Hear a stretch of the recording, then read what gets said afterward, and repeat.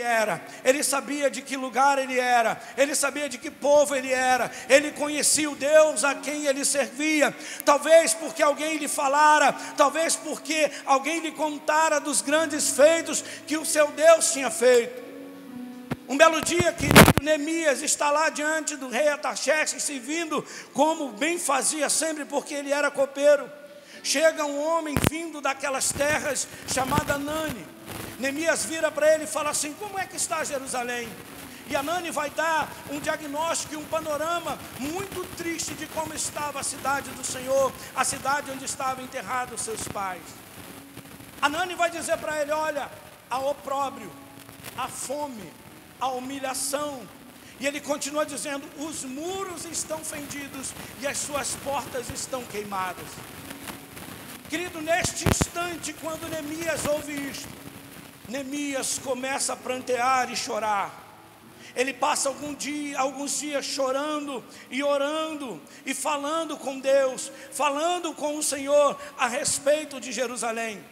No capítulo 2, ele está diante do rei Artaxerxes, servindo aquele rei.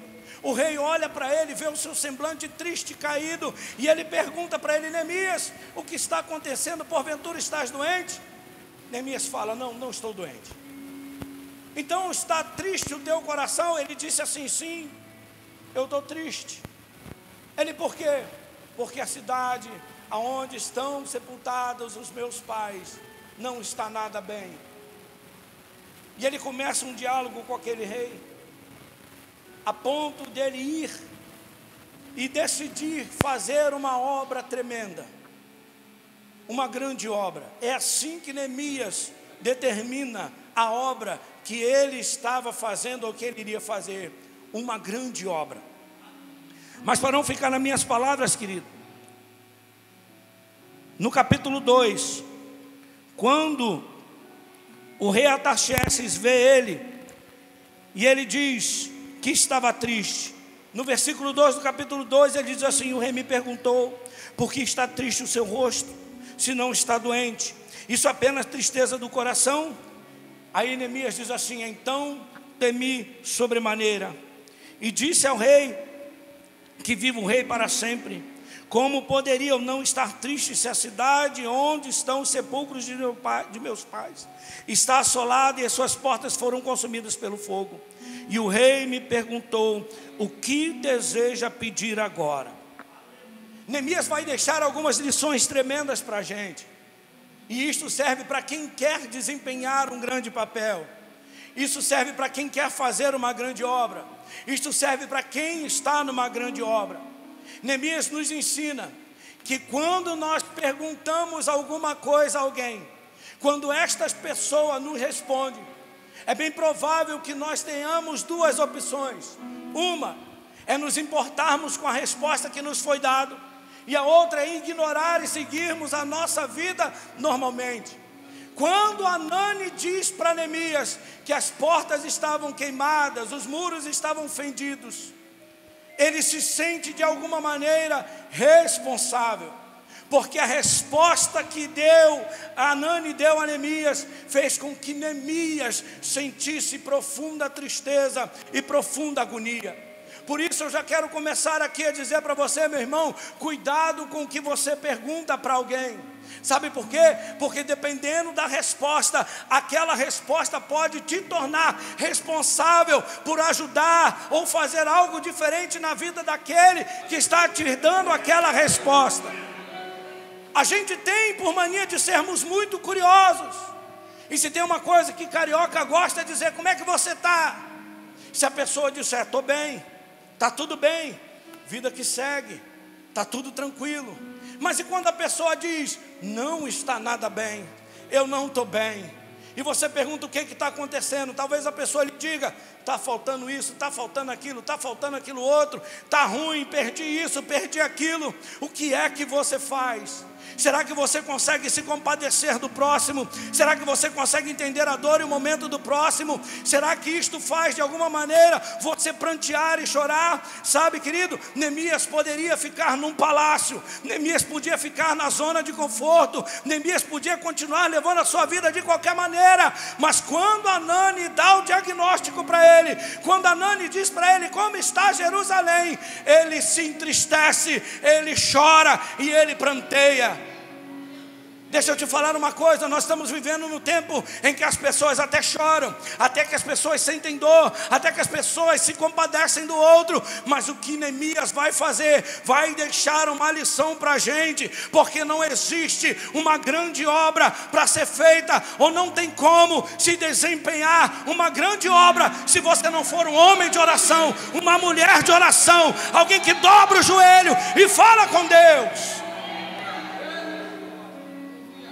Neemias, ele se entristece, Neemias, ele fica angustiado, e ele vai passar alguns dias chorando, mas orando. 30 anos desta igreja, querido, e não passa na minha mente quantas noites de choro, quantas noites de dor, quantas noites de agonia, muitas vezes longe do povo da igreja, longe da vista de todos, mas Deus ouvindo cada uma das orações. Quando as orações eram feitas, Deus olha este projeto, Deus olha esta obra, Deus olha esta igreja, ora aquele irmão, olha isso, olha aquilo outro. Não tem como fazer uma grande obra sem orar e sem buscar a Deus. Sabe por que eu estou dizendo isso? Porque depois do diálogo de Neemias com Artaxerxes, quando o rei pergunta: o que é que você quer, Neemias? Neemias não responde de primeiro, pastor Márcio. Sabe o que ele faz? Então orei ao Deus dos céus. Neemias sabia o que ele queria fazer, Neemias sabia o que ele tinha que fazer, Neemias sabia onde ele tinha que ir. E quando ele viu uma oportunidade de o projeto dele tomar forma e ganhar vida, antes dele botar o querer dele na frente, ele disse: Deus, o que é que o Senhor quer que eu faça? Posso ir? O Senhor deixa eu ir? Antes de dar qualquer resposta a alguém, querido, ore antes. Quando alguém te perguntar alguma coisa sobre uma decisão que você tem que tomar, não diga de supetão, ore antes. Pergunte para Deus: Deus, que resposta que eu dou? O que eu falo?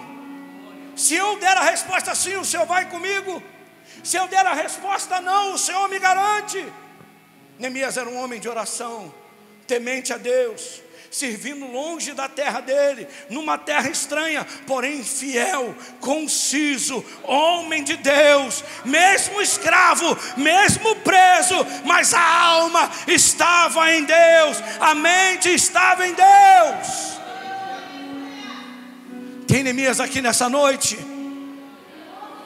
Vou perguntar de novo, porque eu acho que tem mais Neemias aqui. Tem Neemias aqui nessa noite? Tem mulher de oração, tem homem de oração. Na nossa vida, querida, a gente sempre vai poder dar duas versões, a nossa ou a de Deus. E deixa eu te falar, por mais que doa, por mais que seja difícil, a versão de Deus vai ser sempre melhor. Vai ser sempre melhor.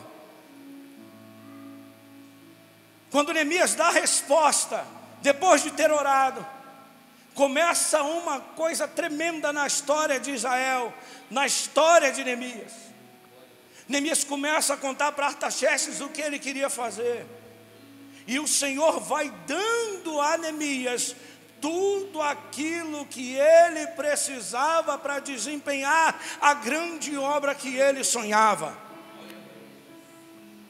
Sabe, querido, qualquer coisa que você vá fazer na tua vida com Deus vai ser muito difícil, mas também vai ser mais fácil.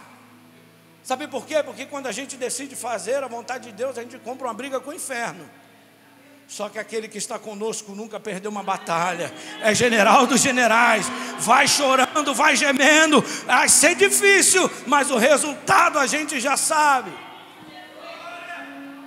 Neemias não tinha recurso, Neemias não tinha mão de obra, Neemias não tinha nada, Neemias só tinha um desejo. Sabe, querido, às vezes a gente quer fazer a obra de Deus, e a gente quer fazer tudo do nosso jeito, a gente vai arquitetando como tem que ser, a gente vai e Deus está olhando lá do céu e fala: não precisa nada disso. Neemias só tinha o desejo de ir e reconstruir. Como vai ser? Não sei. Aí Neemias fala: eu preciso de uma carta para passar por aquelas terras com segurança. E quando chega lá, Neemias, eu vou precisar de material para reconstruir o muro. E o rei foi falando: tá bom, toma aqui a carta para você passar. Toma aqui a carta do material. E a mão de obra, Neemias? Eu falei: vai dar um jeito lá, o pai dá um jeito. Neemias chega naquele lugar, querido, com tudo que ele precisava para desempenhar esta grande obra. Sabe por quê, querido? O muro naquela época delimitava o território. Dizia que aquele pedaço de chão tinha dono, pertencia a alguém. O muro também tirava a visão de quem estava de fora para dentro, de dentro para fora. O muro dava segurança. Porém, os muros estavam quebrados, fendidos. As portas estavam queimadas. Ou seja, mesmo depois da debandada, mesmo depois que tudo fora destruído, Israel, Jerusalém ainda estava à deriva, ainda estava à mercê de homens maus. E Neemias, podendo ficar na sua vida, levar a vida de qualquer maneira, ou da sua maneira como ele já estava vivendo no palácio, tendo acesso direto ao rei, ele decide sair da onde ele estava, da zona de conforto dele, para fazer algo que Deus precisava. Sabe, querido, é muito triste quando nós vemos uma igreja com crentes acomodados. É muito triste quando nós vemos uma igreja com crentes que não têm coragem de mudar a sua própria história, a história da sua igreja, a história da sua vizinhança, a história do seu trabalho, a história de por onde ele passa.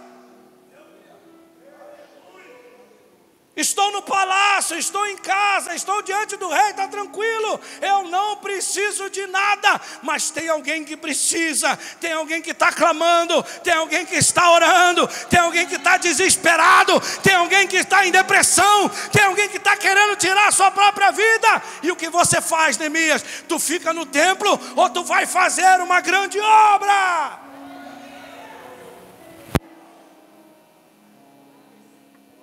Que o Senhor sacuda a vida dos crentes da terra.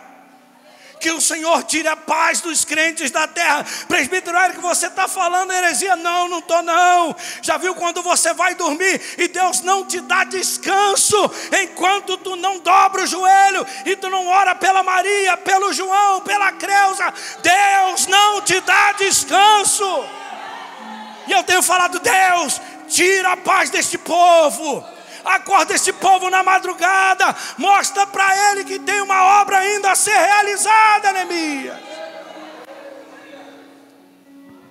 Neemias teve coragem para abrir mão do conforto. Neemias teve coragem de abrir mão da boa comida. Ele era copeiro, ele experimentava a comida do rei, para cuidar de um muro, de uma terra que ele nunca tinha ido, de um povo que nem sabia quem era Neemias. E note, querido, que Deus não levantou um exército. Deus não levantou um povo numeroso. Deus não tocou numa nação para refazer o muro. Deus levantou um homem chamado Neemias. Um homem chamado Neemias. Um homem chamado Neemias. Note, querido, que tinha gente em Jerusalém. Muita gente em Jerusalém. Mas ninguém olhou para os muros e falou: está errado. Vou me colocar na posição de refazer, de reconstruir, de botar no lugar aquilo que está fora. Ninguém em Jerusalém.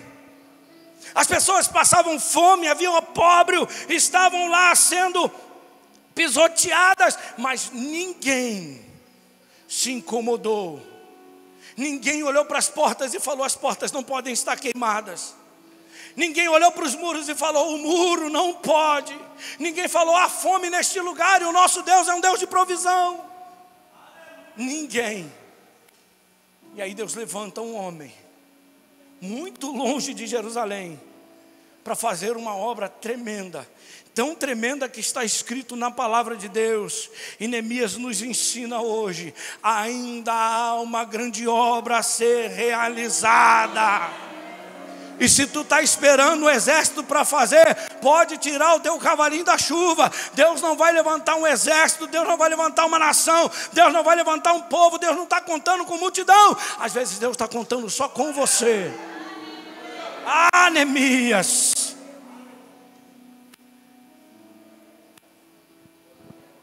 E Deus vai dando estratégia a Neemias, porque a obra era gigantesca.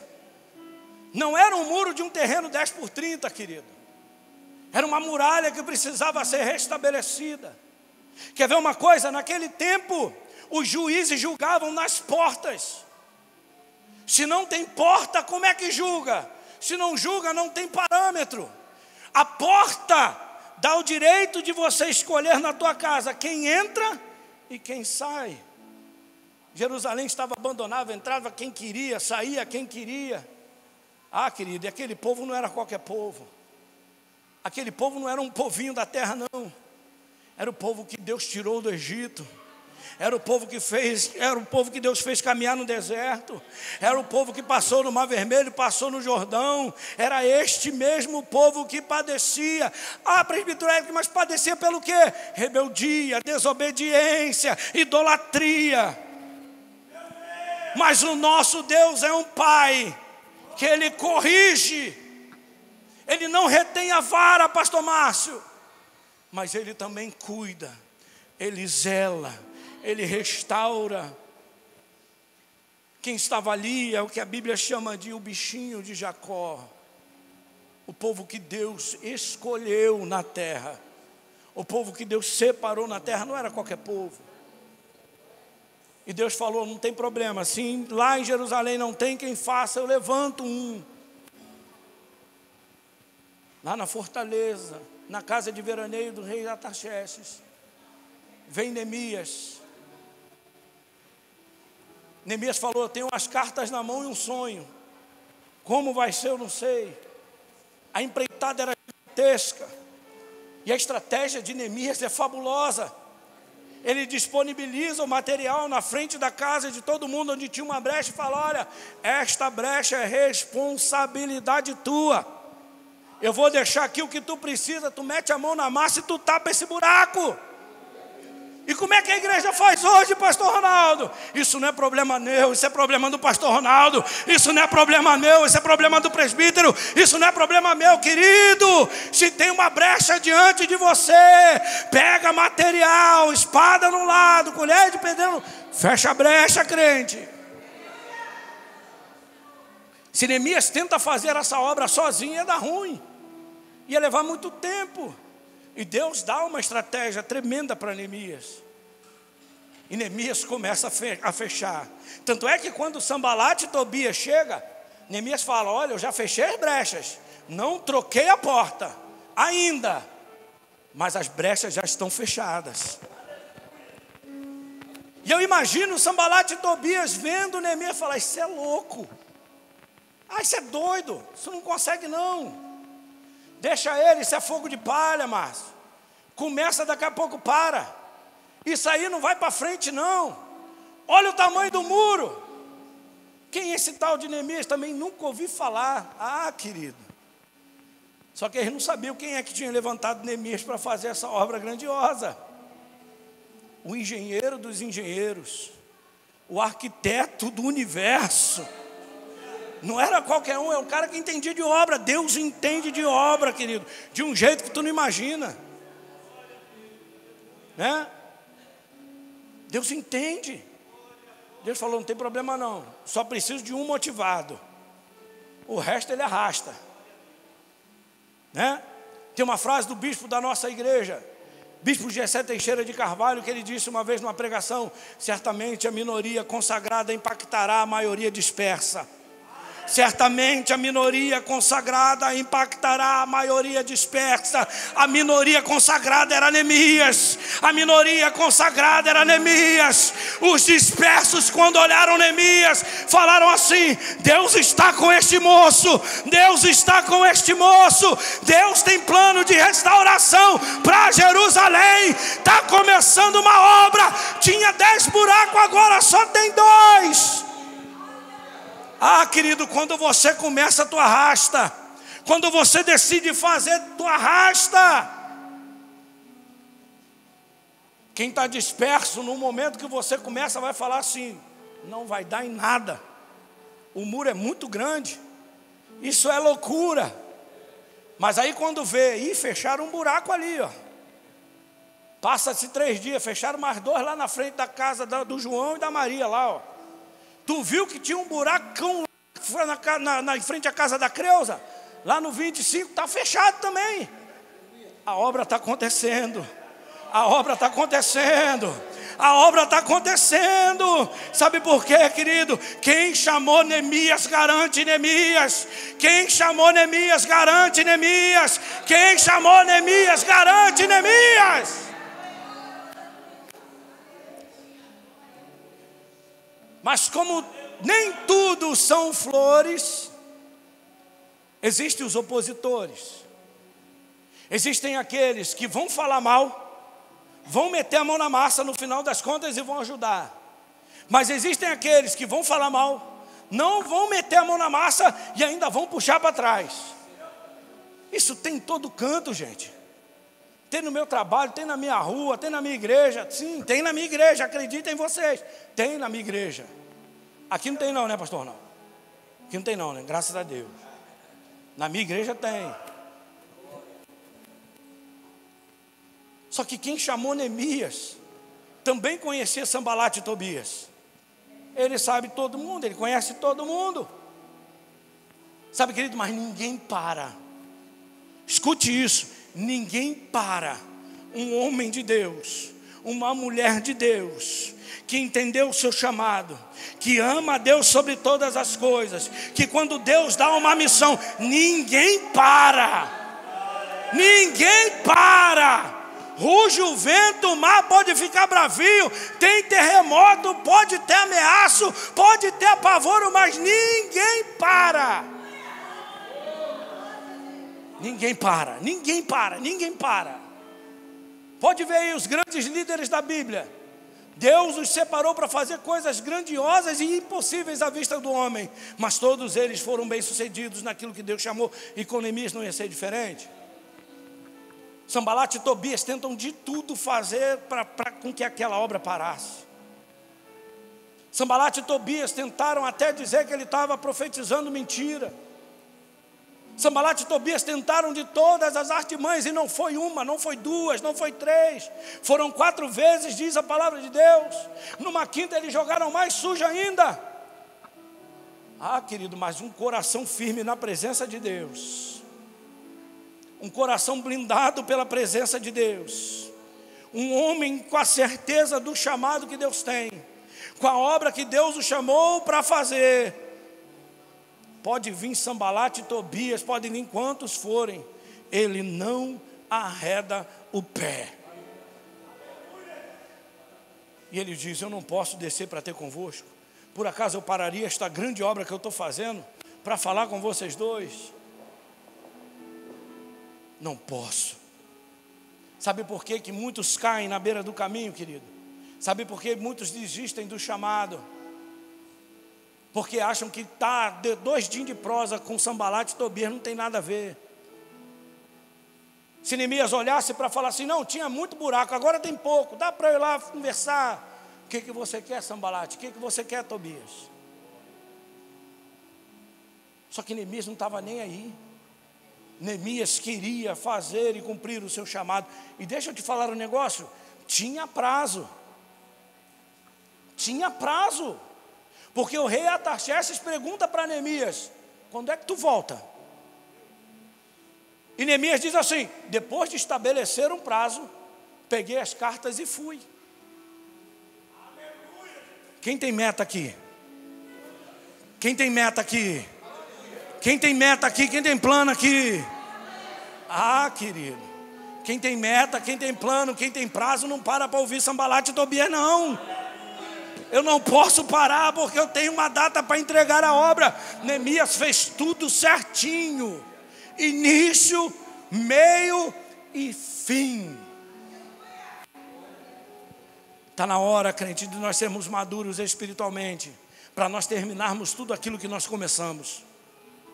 Está na hora de nós terminarmos tudo aquilo que nós começamos. Se você começou um negócio, se você começou algo, se você começou a fazer alguma coisa, se você começou a estudar, dá cabo desse negócio, porque o nosso Deus não é homem para que minta, nem filho do homem para que se arrependa. Deus não deixa a obra inacabada. A obra que Ele começa, Ele termina. Diz a palavra de Deus: aquele que começou a boa obra é fiel para cumprir. Aleluia. Aleluia. Para terminar, você já viu quando você passa num prédio que tu olha lá a placa, o que está escrito lá? Engenheiro fulano de tal, obra concluída em tal. Ele leva o nome, ele arquitetou, ele desenhou, ele fez. E se tem uma coisa que o nosso Deus é mestre, é em fazer projeto. Quer ver? Além, eu não vou nem entrar no mérito dele ter projetado eu e você, o céu, a terra, o universo e tudo que nele há. Mas teve uma vez que Deus chega para Noé e fala assim: faz uma arca. Ele dá altura, largura, comprimento, cubagem, litragem, peso. Ele dá tudo. Quando o Senhor fala assim: constrói um templo, Ele não diz somente constrói um templo.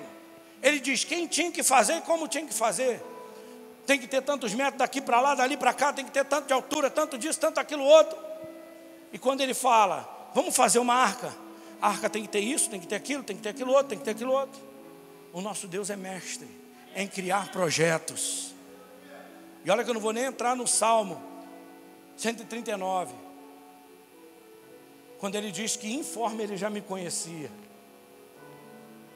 O Senhor te projetou mesmo antes de você ser o que você é, porque Deus é um Deus de projeto. Mas quando você olha para aquela placa, daquela obra construída, você vê o nome do arquiteto, você vê o nome do engenheiro. Deixa eu te falar um negócio. Tem muita gente hoje na obra de Deus querendo levar o nome da obra que Ele não fez. Tem muita gente querendo levar o nome da obra que Ele não tem capacidade de fazer, só Deus o tem. Ah, presbítero Eric, então como é que funciona? Funciona desse jeito. Quando você vê um prédio pronto, terminado, qual era a marca do martelo que usaram? Qual era a marca do serrote? Qual era a marca do carrinho de mão? Qual era a marca das ferramentas? Ninguém tem.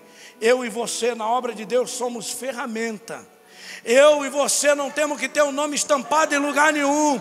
Quando as pessoas olham para cá, 30 anos desta igreja, não tem que levar o nome quem fez ou quem deixou de fazer. Quem leva o nome da obra é o engenheiro. Quem leva o nome da obra é quem fez. Quem lembra o nome da obra é quem arquitetou. Por que eu estou dizendo isto? Porque Neemias leva o nome de quem fez, mas quem é glorificado é o engenheiro, é aquele que assina o projeto.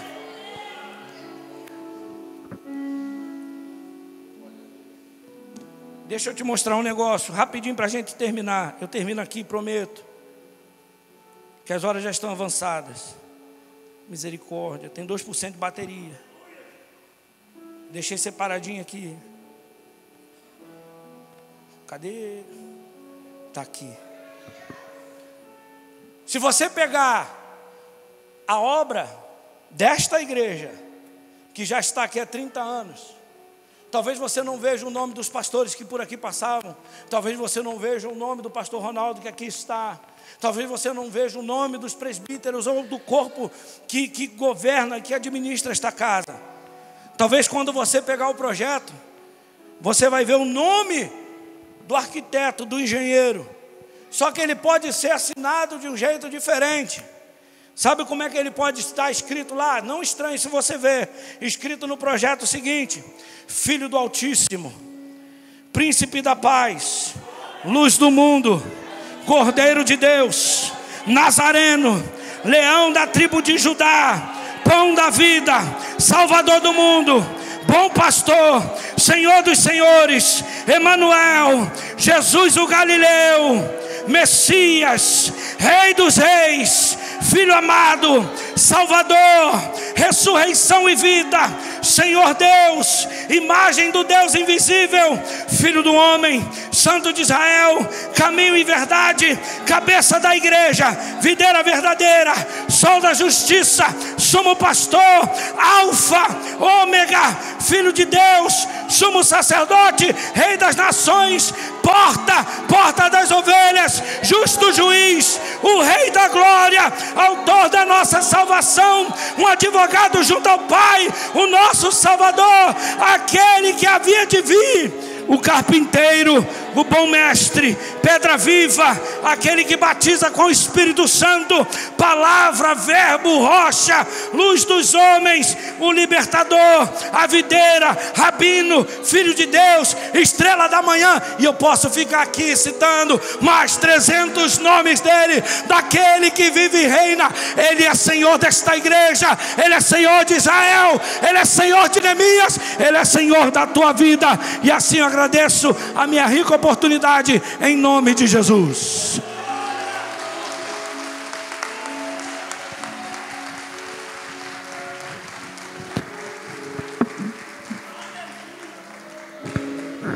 Bênção pura, né? Maravilha de Deus. Chegamos ao final e Deus, do começo ao fim, a presença de Deus se fez presente em nosso meio. Sentimos verdadeiramente a presença do Senhor e fechou com chave de ouro, né?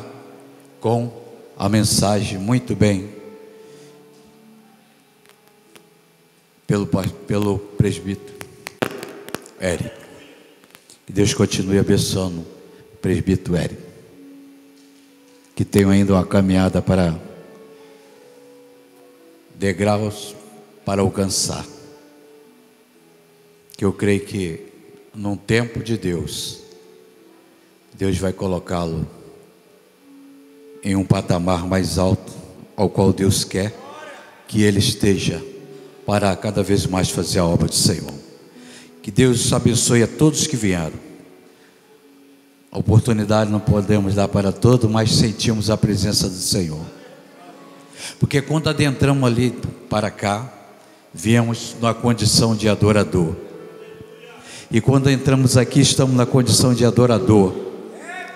Ainda que não tivemos a oportunidade, mas adoramos, mas sentimos a presença do Altíssimo, sentimos alegria no coração, sentimos que verdadeiramente Deus fala neste lugar, porque Deus é Deus em nossa vida. Que Deus continue nos abençoando. Vou estar passando para a mão do presbítero Érico uma lembrança. A bolsa está completa, tem lembrança para o esposo, para a esposa e para as filhas. Amém? Que Deus continue abençoando, né? Vamos nos colocar em pé. Nós temos um cachorro quente ali, temos o bolo. Ninguém vai embora sem participar, tá bem, irmão? Tem bastante para todo mundo. Amém? Nós vamos pedir ao pastor Amado que despeça com a palavra de oração. E o outro pastor, qual o pastor? Pastor aqui. E o pastor da bênção apostólica, tá bom? Amém. A paz para a igreja, em nome de Jesus, amém. Que festa maravilhosa, né? Somos da Igreja Batista Renovo de Deus, né? De Gero Pedreira. Somos filho do pastor Ronaldo, né? Amanhã temos batismo. Ele já falou que vai ver se vai, né, pastor? Esse homem maravilhoso que eu conheci, né? E que faz a nossa cobertura espiritual, pastor Ronaldo. Estou feliz com todos que vieram, todos vocês, né? Graciele também está aí, esposo de João Paulo, os ministérios de dança, de louvor. E vamos orar em nome de Jesus. Pastor Marcelo também está aqui acompanhando. A esposa faz parte do ministério de louvor. Diaconisa Eli está aí grávida de gêmeos, mas está conosco. Amém? Vamos estar orando em nome de Jesus. Deus, em nome de Jesus, Pai, te agradecemos, ó Pai, por esse momento, ó Deus, por estar conosco, Senhor. Pai, obrigado, porque, ó Pai, não somos merecedor de estar na Tua presença, no Teu altar, mas o Senhor nos escolheu, assim como o Senhor escolheu o Neemias, ó Pai, para fazer uma grande obra, Senhor. Gritamos nesta hora: eis-me aqui, Senhor. Ó Pai, que o Senhor venha nos fortalecer, que o Senhor venha nos ajudar a prosseguir com a Tua obra, ó Deus, porque estamos numa grande obra, uma grande missão, Senhor. Aqui já faz 30 anos, mas, ó Pai, queremos prosseguir. Ó Pai, não sei quando, até quando estamos nesta terra, mas assim que o Senhor permitir que estamos aqui, te pedimos que o Senhor nos proteja, que o Senhor nos garante e nos honra, ó Pai, perante os homens. Ó Pai, porque muitos querem atrapalhar, muitos vai dizer que não vai dar certo, mas o Senhor nos garante em nome de Jesus. Ó Pai, te pedimos que leve cada um para os seus lares. Ó Pai, saímos aqui do templo, mas não da sua presença, assim como Davi te pediu. Senhor, te pedimos agora, neste momento, que a sua presença não se afaste de nós, que o Teu Espírito Santo permaneça nos cobrindo, que o Teu Espírito Santo permaneça junto com cada ministério aqui presente. Senhor, em nome de Jesus, te agradecemos, porque o Senhor se faz presente nas nossas vidas. Ó Pai, não pelo que o Senhor faz, mas sim pelo que o Senhor é, porque o Senhor é poderoso, e tudo, Pai, te damos glória, porque precisamos de Ti. Então nos livra do homem mau, da bala perdida, ó Pai, do laço do passarinheiro, e nos traz de volta para os nossos lares. E assim continuamos te adorando em nome de Jesus. E todos digam aleluia. Meus irmãos, a paz do Senhor, amém, igreja? Aleluia. Oi, as mãos assim, por favor, a mãozinha assim, como conchinha, nesta noite. Vamos receber nesse momento a bênção do Senhor. A graça de nosso Senhor e Salvador Jesus Cristo, o amor de Deus e a dor, consolação do Espírito Santo seja com todo que guarda, meu, diga amém.